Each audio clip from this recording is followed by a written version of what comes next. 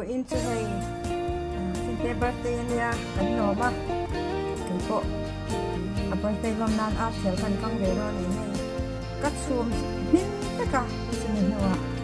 a purun kene kan kang saranya atia hi kat sum do bangin ta chuanin tomato hi kan kang khotanga garlic le ginger le purun sen